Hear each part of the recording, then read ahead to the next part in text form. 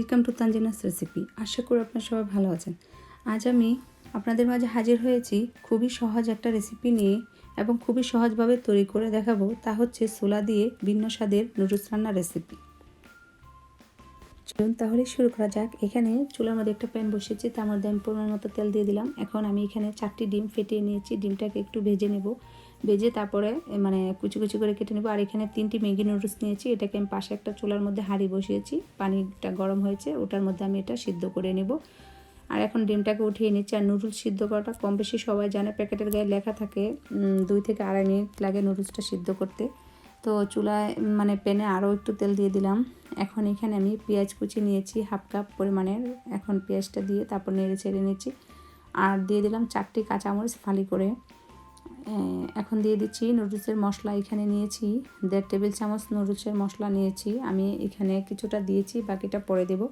তো মিক্সড করে নিলাম। আর এখন এখানে ছোলা বুটটা সিদ্ধ করাই ছিল আগে থেকে, সেই ছোলা বুটটা দিয়ে দিলাম।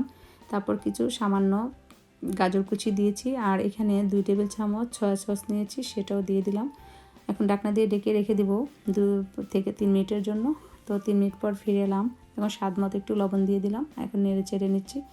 এখন নুডলসটা মিশিয়ে নেব। আর নুডলসের মশলাটা আমার ঘরের তৈরি, আমি আপনাদের সুবিধার জন্য লিঙ্কটি ডেসক্রিপশন বক্সে দিয়ে দেবো, আপনারা চাইলে দেখে নিতে পারবেন। আর এখন নুডলসটা দেওয়ার পরে দিয়ে দিচ্ছি ডিম, আর ভালোভাবে মিক্সড করে নিচ্ছি। আর চুলাটা একটু মিডিয়াম থেকে একটু হাইয়ে আছে, এভাবে করে আমি নুডলসটাকে রান্না করে নিচ্ছি। আর বাকি যে নুডলসের মশলাটুকু ছিল সেটুকু দিয়ে দিলাম। এখন নেড়ে ছেড়ে মিক্সড করে 2 মিনিটের মতো রেখে তারপর আমি নামিয়ে নেব। তারপর পরিবেশন করে আপনাদেরকে দেখাবো। তৈরি হয়ে গেলেও আমার ছোলা দিয়ে ভিন্ন স্বাদের নুডলস রান্নার রেসিপি। প্রণালীটি যদি আপনাদের ভালো লাগে তাহলে আপনারা ট্রাই করতে পারেন।